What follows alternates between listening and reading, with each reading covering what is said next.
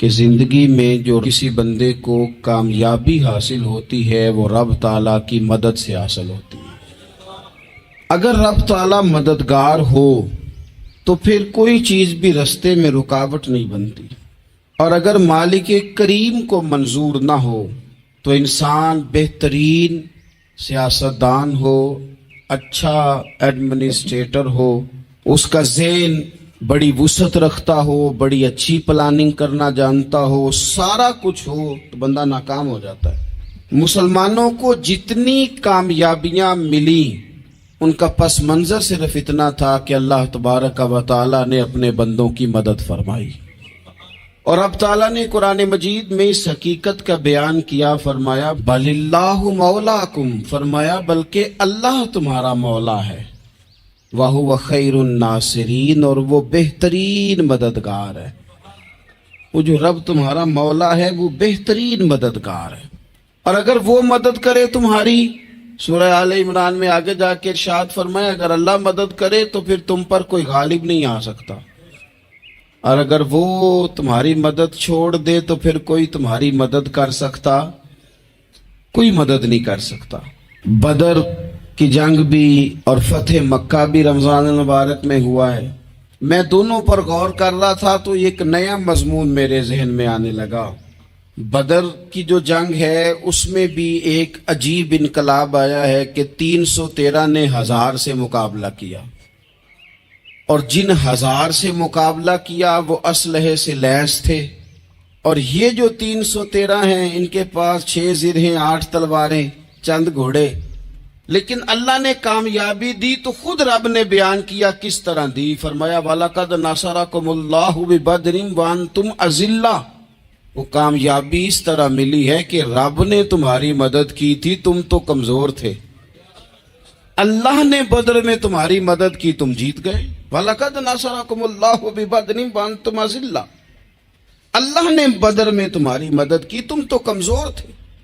پھر فتح مکہ نصیب ہوئی تو اس میں بھی بہترین منصوبہ بندی نبی پاک علیہ السلام نے فرمائی، بہترین حکمت عملی حضور نے اپنائی، لیکن ہمیں جو اللہ رسول نے بات سمجھائی وہ کیا ہے؟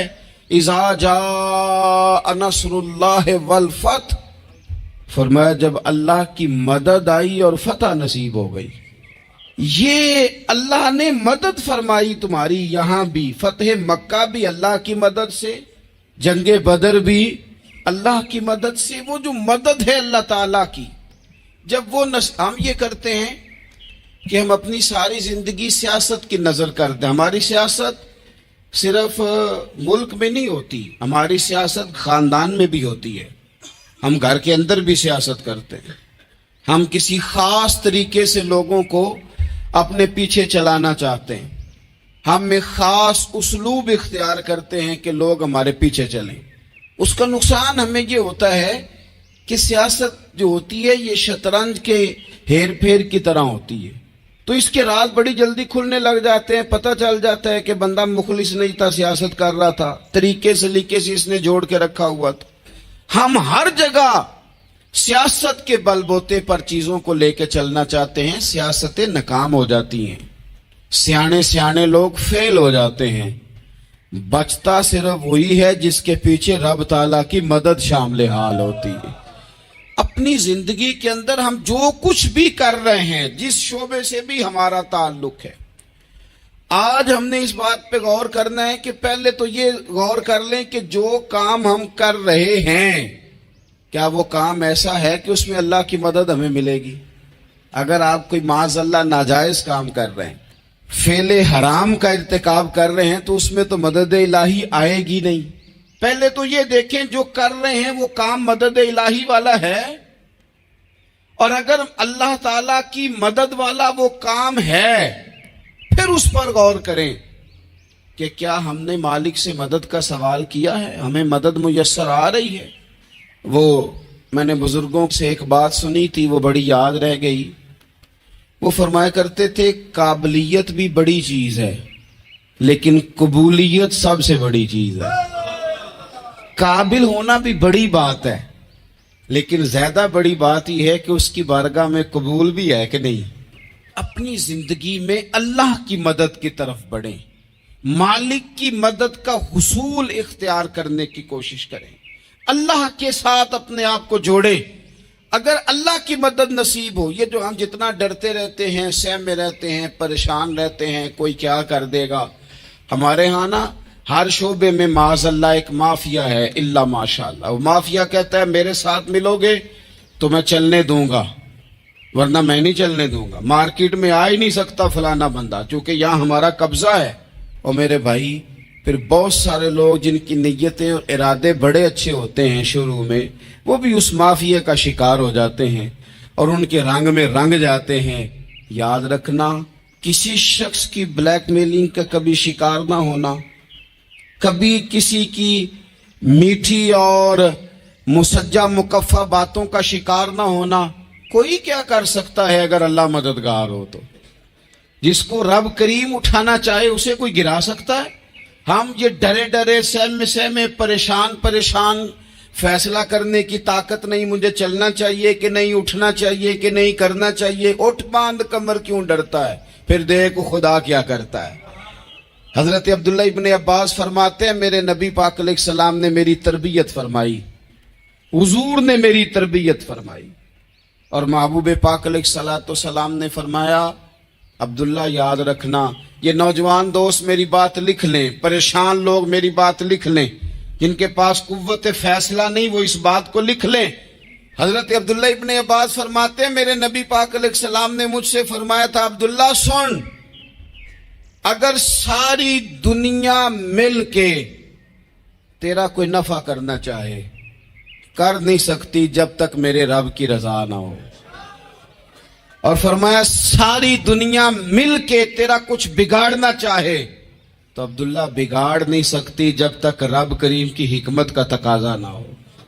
لوگوں سے ڈرنا، لوگوں کی طرف دیکھنا، ماحول دیکھ کے اپنے راہ کا تعین کرنا، ہر بندے کے خیالات کے مطابق ڈھلنے کی کوشش کرنا، فلانا نہ ناراض ہو جائے، فلانا نہ ناراض ہو جائے، اور جس نے ہونا ہو جائے، بس رب رسول ناراض نہ ہو۔ اپنی زندگی میں اپنے مالک کو مولا جان کے، بل اللہ مولاکم، اللہ تمہارا مولا ہے، وَهُوَ خَيْرُ النَّاصِرِينَ، وہ بہترین مددگار ہے۔ توجہ جب بھی کریں رب کی جانب کریں، اپنے دل کا قبلہ درست رکھیں، سوچوں کے زاویے سیدھے رکھیں۔ میرے بھائی مالک جب بندوبست کر دے نا، جب مالک بندوبست کر دے پھر ایسا بندوبست کرتا ہے کہ لوگوں کے پاس نا چارہ نہیں رہتا۔ حضرت مریم رضی اللہ تعالی عنہا پاک باز تھی، مسجد میں رہی تھی، پر مالک کی حکمت کے تقاضے بڑے عجیب ہے نا۔ پھر جناب مریم کو اللہ تعالیٰ نے بغیر شوہر کے اولاد عطا کر دی۔ یہ بات ہی ایسی تھی، کسی نے کہا تھا کہ مخلوق تو فنکار ہے اس درجہ کے پل بھر میں سنگے در کعبہ سے بھی اصنام تراشے، تم کون ہو کیا چیز ہے داغے کبابی، لوگوں نے تو مریم پہ بھی الزام تراشے۔ تو لوگوں نے کہا کدھر سے لے آئی بچہ، تیرا باپ تو ایسا نہیں تھا، کہاں سے لے آئی؟ اللہ کرے میں آپ کو سمجھا سکوں، ذرا اپنے آپ کو وہاں کھڑا کریں کہ ایک پاک باز عورت، پاک باپ کی بیٹی، طیب ماں کی بیٹی، اور اللہ کے گھر میں پرورش پانے والی خاتون، ایک وہ وقت اور ایک یہ وقت کہ اس عورت کو کٹہرے میں کھڑا کر کے پوچھا جا رہا ہے کہ معاذ اللہ تیری گود میں بچہ جائز نہیں ہے، کہاں سے لائی ہے؟ اب خود سے صفائیاں بندہ کتنی کو دے، کتنی کو وضاحتیں کرے۔ اور میں نے تو اپنی زندگی میں دیکھا ہے زیادہ وضاحت دینے والے کو بھی لوگ جھوٹا سمجھنے لگ جاتے ہیں، زیادہ وضاحت دینے پر بھی لوگ کمزوری کا اظہار سمجھتے ہیں کہ کمزور پڑ گیا۔ آپ صلح کی کوشش کرتے ہیں، سامنے والا بزدل سمجھ لیتا ہے، زیادہ وضاحتیں بھی کمزور کر دیتی ہیں۔ اب حضرت مریم کو کٹہرے میں کھڑا کر کے کہا بچہ کس کا ہے؟ تو پھر خدا بندوبست جب کرے، اللہ جب مددگار ہو، تو پھر حضرت مریم کی گواہی درختوں سے نہیں دلوائی، اس نے پتوں سے نہیں دلوائی، پھر فرشتے نہیں بھیجے. حضرت مریم کہنے لگی مجھ سے نہ پوچھو, وہ جو پنگوڑے میں ہے اسی سے پوچھ لو. ان سے پوچھو نا, وہ کون ہے پوچھ لو, ان سے کر لو سوال. انہوں نے کہا پنگوڑے میں چند دنوں کا بچہ یہ جواب دے گا؟ مددگار تھا رب. ان کی برات کا اعلان کرنا تھا مالک نے, اور جب مالک اعلان کر دے, جب مالک تیری صفائی دینا چاہے, جب مالک تجھے دنیا کے سامنے نکھارنا چاہے, تو پنگوڑے میں لیٹے حضرت عیسیٰ بول کے کہنے لگے انی عبداللہ آتانی الکتاب. فرمایا میں اللہ کا بندہ ہوں, رب نے مجھے کتاب عطا کر کے نبی بنا کے دنیا میں بھیجا ہے. میں اللہ کا بندہ ہوں, کتاب لے کے آیا ہوں, نبی بن کے آیا ہوں. پھر پنگوڑے سے اعلان ہو گیا, پھر بچہ بول پڑا. اور یہ ایک دفعہ نہیں بات ہوئی, یہ بنی اسرائیل میں ایک جریج نام کے شخص بھی تھے جو نماز پڑھ رہے تھے. بعض نے لکھا ہے نفل نماز تھی. اماں نے پکارا تو آئے نہیں, تو ماں کے منہ سے نکل گیا تو اتنی دیر تک مرے گا نہیں جب تک کسی بے حیا عورت کا منہ نہ دیکھ لے. تو وہ عبادت گزار تھے, لیکن لوگوں نے ان کی عبادت, ریاضت, پرہیزگاری کو نہیں دیکھا. بس ایک عورت کو بھیج کے الزام لگوا دیا. وہ عورت آیا جایا کرتی تھی, اب آ جاتی ہیں عورتیں, مسئلہ پوچھنے کی نیت سے بھی آ جاتی ہیں. ماحول میں کچھ جگہ ایسی بھی ہیں جہاں عورتیں دم کرانے کے بہانے آ جاتی ہیں. وہ خاتون آتی جاتی تھی اس خانقاہ پہ, آستانے پہ, یہ بخاری میں موجود ہے. پھر اس نے کہا میری گود میں جو بچہ ہے یہ انہی کا ہے. مجھے بتائیں کیسے بندہ وضاحت دے. حالات خراب ہو گئے, لوگ کٹیا جلانے لگے, ماحول اور طرح کا بن گیا. میرے نبی پاک علیہ الصلوۃ والسلام فرماتے ہیں پھر اس رب کے بندے نے کہا مالک تو کریم ہے, تیری مشیت کا تقاضا آیا جو میری ماں نے جملے بولے تھے, پر اب میں وضاحت دینے کے قابل نہیں رہا. اب تو ہی کرم کرے گا تو دروازہ کھلے گا. تو وہ چند دنوں کا بچہ پنگوڑے میں بول کے کہنے لگا میں اس درویش کا نہیں, میں تو فلانے چرواہے کا بچہ ہوں, وہ جو بکریاں چراتا ہے. رب کی مدد کو پکاریں. ایک وقت انسان پر زندگی میں ایسا آتا ہے کہ اسے یوں محسوس ہوتا ہے کہ میرا سایہ بھی طرح سے پیچھے ہٹ گیا ہے. اسے یوں لگتا ہے کہ میں کسی سہارے پہ ہاتھ ڈالتا ہوں تو وہ بھاگ جاتا ہے مجھ سے. لیکن مالک کی بارگاہ ایسی عظیم بارگاہ ہے, رب رسول کے آستانے اتنے بڑے ہیں کہ آپ جب وہاں کشکول طلب دراز کرتے ہیں تو جھولی پھیلانے میں دیر لگتی ہے, ان کو بھرنے میں تو کوئی دیر نہیں لگتی. ہم نے اپنا سوچ کا قبلہ ہی دنیا کو بنا لیا ہے. یہ جو اللہ والوں کی مدد ہے یہ تو ہے اللہ ہی کی مدد ہے, لیکن یہ جو سیٹھوں کی طرف توجہ کرنا, نوابوں کی طرف توجہ کرنا, دنیا داروں کی طرف توجہ کرنا, اور اپنا مزاج اس طرح کا بنا لینا, یارو گردن کو جھکا دیتا ہے خیرات کا پتھر, جہاں میں مانگنے والوں کے سر کبھی اونچے نہیں ہوتے. اور اقبال کہتے ہیں غیرت ہے بڑی چیز جہان تگ و دو میں, پہناتی ہے یہ فقر کو تاج سردارا. میں عرض کروں گا کہ اپنی آپ جب توجہ کا قبلہ اللہ رسول کو بنائیں گے تو رب فرماتے وَيَرْزُقْهُ مِنْ حَيْثُ لَا يَحْتَسِبُ, میں نہ تجھے وہاں سے رزق دوں گا جہاں سے کبھی تیرا گمان بھی نہیں گیا ہوگا, کہ یہاں سے بھی مل سکتا ہے, تو نے سوچا بھی نہیں ہوگا. بخاری شریف میں حدیث ہے, حضرت جابر ابن عبداللہ فرماتے ہیں نبی پاک صلی اللہ علیہ وسلم نے 300 لوگوں کا ایک لشکر روانہ کیا کسی مہم کے لیے, کسی جہاد کے لیے. حضرت ابو عبیدہ بن جراح رضی اللہ تعالیٰ عنہ امیر لشکر تھے. فرماتے غربت اتنی زیادہ تھی, بھوک اتنی زیادہ تھی کہ ایک ایک کھجور دن میں ایک وقت کھانے کو ملتی تھی, اور کچھ دن ایسے آئے کہ اب کھجور بھی نہیں مل رہی. فرماتے اتنی زیادہ بھوک لگی مجاہدین کو 300 بندہ پتے کھا کے گزارا ہونے لگے. یہ بخاری میں موجود ہے. آپ فرماتے ہیں کہ دریا کے کنارے ہمارا پڑاؤ تھا, ٹھہراؤ تھا. جب بھوک سے نڈھال ہو گئے نا, وَيَرْزُقْهُ مِنْ حَيْثُ لَا يَحْتَسِبُ، اللہ وہاں سے روزی دیتا ہے گمان بھی نہیں ہوتا۔ فرماتے ہیں ایک مچھلی اللہ تعالیٰ نے دریا کے کنارے بھیجی، فرماتے ہیں وہ تھی تو مچھلی پر پہاڑ جتنی تھی۔ بخاری میں لفظ ہیں، حضرت جابر ابن عبداللہ رضی اللہ تعالیٰ عنہ فرماتے ہیں 300 آدمی 18 دن تک اس مچھلی کو کھاتے رہے، مچھلی ختم ہی نہیں ہوئی۔ مچھلیاں نہیں، مچھلی کہتے ہیں 18 دن 300 بندہ کھاتا رہا، مچھلی ختم ہی نہیں ہوئی۔ اور فرماتے ہیں کہ اس کی ہڈی نکال کے، کانٹا کہیں گے آپ اپنی زبان میں، کہتے ہیں وہ نکال کے نا تو اس کو کھڑا کیا نا جب، تو اونٹ کجاوے سمیت اس کے بیچ سے گزر جاتا تھا، 2 اس کے کانٹے جوڑے۔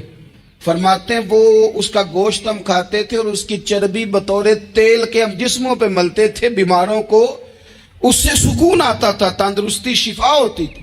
فرماتے ہیں ہم کھایا بھی ہم نے، اور کچھ لے کے ہم مدینے بھی گئے، اور قربان جائیں نبی پاک نے بھی اس میں سے کھایا۔ ہم نے عرض کی حضور یہ معمہ کیا ہے، یہ ماجرا کیا ہے؟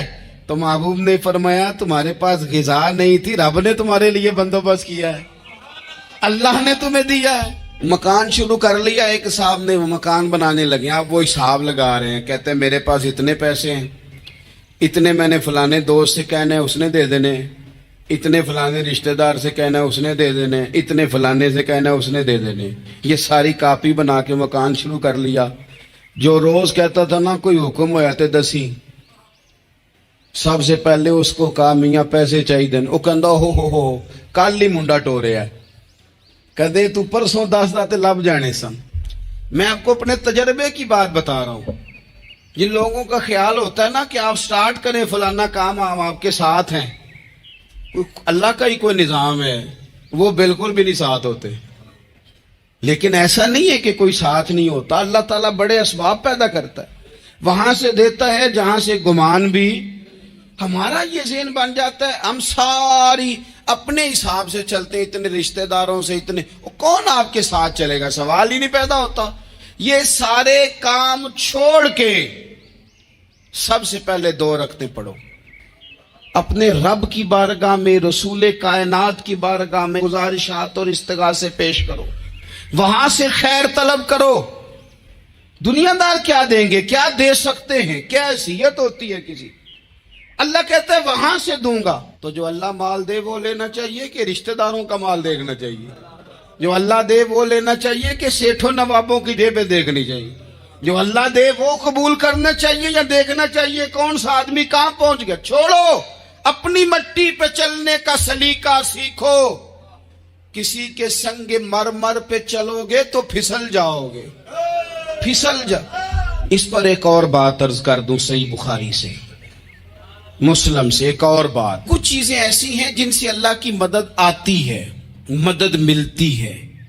ایک چیز ان میں سے ایسی ہے جس سے بہت مدد نازل ہوتی، وہ ہے کہ جب رب آپ کو دے نا تو پھر آپ بھی اس کے رستے میں دیں، پھر مدد آتی ہے، پھر اور آتا ہے۔ بخاری مسلم میں حدیث ہے، یہ زیادہ ہی توجہ طلب امر ہے، اس پر آپ غور کریں گے۔ حضرت ابو ہریرہ فرماتے ہیں کہ نبی پاک علیہ السلام نے فرمایا ایک شخص نے بادلوں کے اندر سے آواز سنی کہ فلاں آدمی کا کھیت اور باغ خشک ہو گیا ہے، وہاں برسو اور اس کے کھیت کو سیراب کرو۔ وہ بڑا حیران ہوا کہ بادل سے آواز آ رہی۔ پھر اس نے دیکھا کہ ایک پہاڑی پر بارش ہوئی، وہ بادل وہاں برسا، پھر نالیوں سے ہوتا ہوا پانی ایک طرف چلا، تو جس نے آواز سنی تھی، حضور بیان کر رہے ہیں، وہ بھی پیچھے پیچھے چلا کہ پانی کدھر جا رہا ہے۔ اس نے جا کے دیکھا کہ ایک مقام پہ ایک باغ کو وہ پانی لگ رہا ہے اور ایک آدمی وہ پانی لگا رہا ہے۔ اس نے اس سے پوچھا تیرا نام کیا ہے؟ اس نے کہا کیوں؟ کہنے لگا بتا نا۔ اس نے نام بتایا تو کہنے لگا یہی تو وہ نام ہے جو میں نے بادلوں کے اندر سے سنا ہے کہ فلاں کے کھیت کو پانی دے دو۔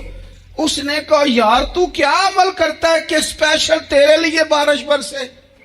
یہ بخاری پڑھ رہا ہوں، سیاستہ سے حدیث عرض کر رہا ہوں۔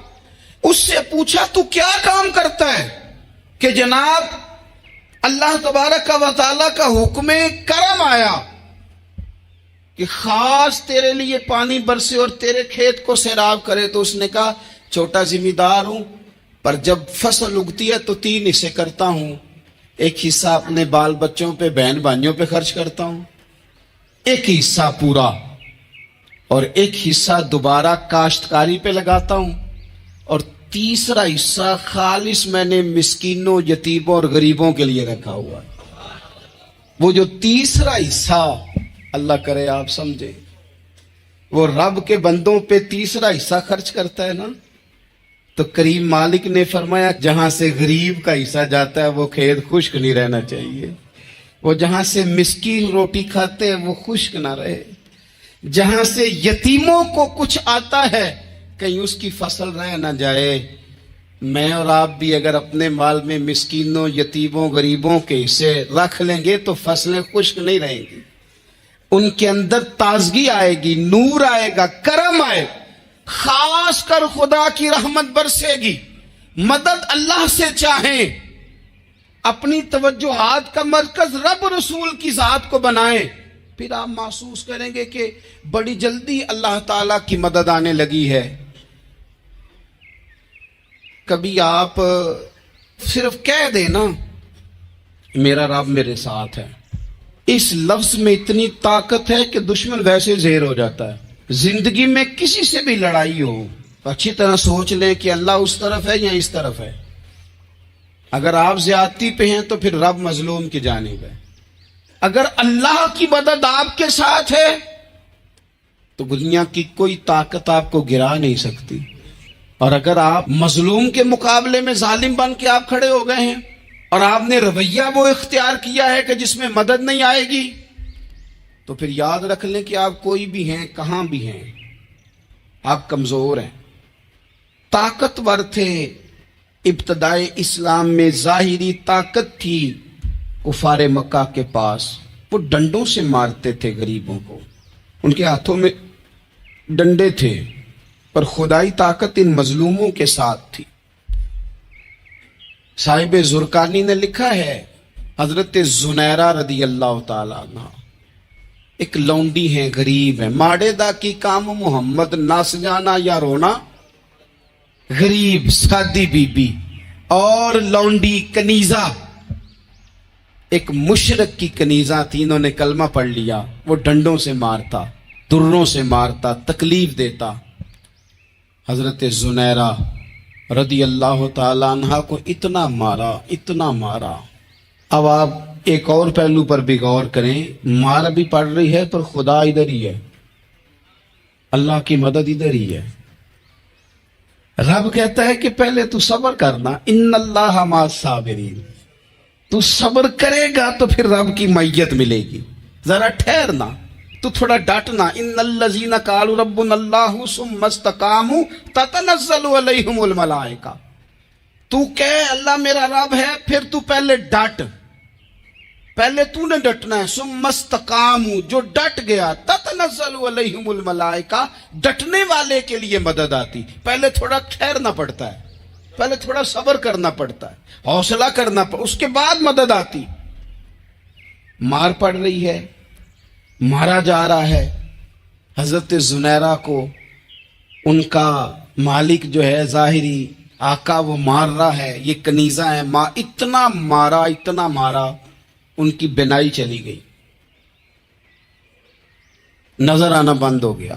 ابو جہل آیا اور کہنے لگا زنیرہ دیکھا نا ہمارے بت تیری آنکھیں لے گئے، معاذ اللہ، لات و منات ہمارے بتوں نے تجھے اندھا کر دیا۔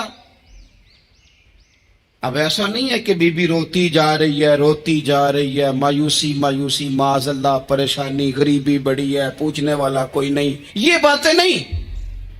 کیا جملے ہیں خاتون کے، کیا لفظ ہیں۔ ابو جہل نے تنزیہ کہا، معاذ اللہ، کہنے لگا دیکھا نا ہمارے بتوں نے تجھے اندھا کر دیا۔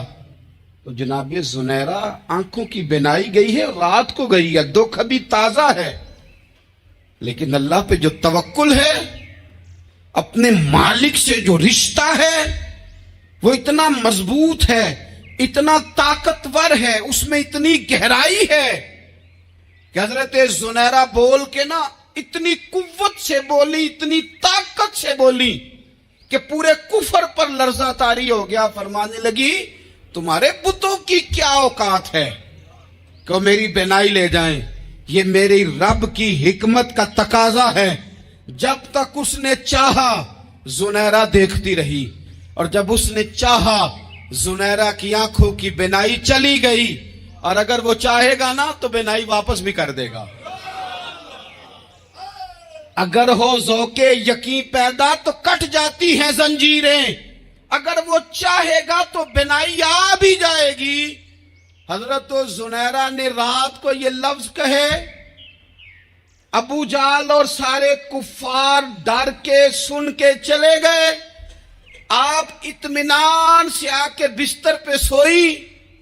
जब सवेरे उठी तो अल्लाह ने आंखों की रोशनी वापस कर दी थी। आंखों की अब छड़ी पकड़ी है, बाजारों में घूमती है, कहती हैं बुलाओ किधर है तुम्हारे नातो मनात, देखो मेरे रब ने रोशनी वापस कर दी। आकर मेरे साथ इधर आ, सितमगर हुनर आजमाए, तू तीर आजमा हम जिगर आजमाए। बीमार लोगों याद रखो, कह दिया डॉक्टर ने कि तू बड़ा बीमार है, तू बड़ा कमजोर है, ये हो गया वो हो गया, तो डॉक्टर अपने इल्म के मुताबिक बात कर रहा है। होगा तो वो जो मेरा रब चाहेगा। कमजोर हो जाना, परेशान हो जाना, तकलीफ में आ जाना, पता नहीं बात हो गई है तो जाने क्या हो जाएगा। अपनी जिंदगी के अंदर अपने रब से रिश्ता मजबूत करें, रसूल कायनात से रिश्ता मजबूत करें, अल्लाह वालों से रिश्ता मजबूत करें। हजरत जुनैरा ने पैगाम दिया कि जिंदगी में जो जीना चाहते हैं तो वो रब का नाम लेके जी सकते हैं। जो अपनी जिंदगी में खुशियां देखना चाहते हैं तो रसूलुल्लाह के नाम पर खुशियां देखी जा सकती हैं। तवक्कुल की बुनियाद पर बंदा खुशियां ले सकता है। और अगर इंसान में तवक्कुल नहीं है तो फिर वो इस काले जादू से भी डर रहा है, वो नीले से भी डर रहा है, वो पीले से भी